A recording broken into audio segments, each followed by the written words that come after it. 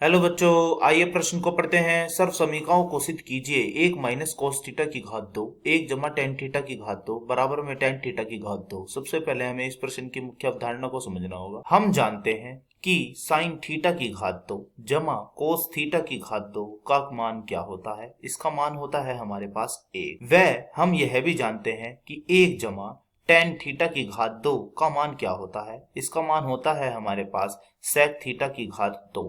अब हम यह दो महत्वपूर्ण मुख्य अवधारणाओं का प्रयोग करते हुए अपने प्रश्न को हल करने की ओर चलते हैं। तो हमें इस प्रश्न में दायां पक्ष और बायां पक्ष को एक समान सिद्ध करना है। तो सबसे पहले हम इस प्रश्न का बायां पक्ष ले लेते हैं। हमारे पास सबसे पहले कोष्टक है एक माइनस कोस थीटा की घात दो। तो इसका मान क्या आएगा? यह मान हम यह पहली मुख्य अवधारणा से ज्ञात करेंगे। तो इसका मान हमारे पास यहाँ आएगा साइन थीटा की घात दो, और फिर यहाँ पर गुना है, फिर यहाँ हमने गुना लगा देंगे। अब है हमारे पास दूसरा कोष्टक।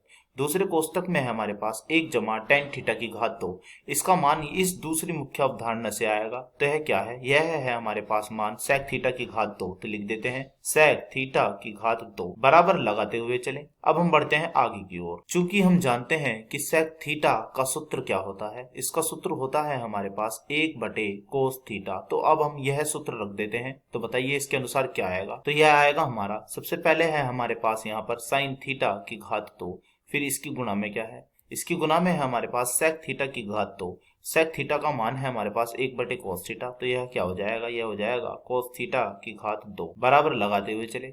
अब हम जानते हैं कि साइन थीटा बटे कोस थीटा का सूत्र क्या होता है। इसका सूत्र होता है हमारे पास यहाँ पर टेन थीटा।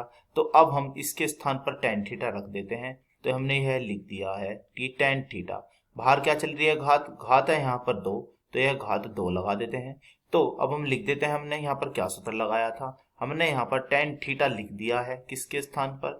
यह है हमारा साइन थीटा बटे में कोस थीटा। तो हम देख रहे हैं ये हमारा क्या बन चुका है? यह हमारा बन चुका है यहाँ पर दायां पक्ष। तो हमने यहाँ पर दायां पक्ष और बायां पक्ष एक समान सिद्ध कर लिया है। आशा करता हूँ यह प्रश्न आपको समझ में आया होगा। धन्यवाद।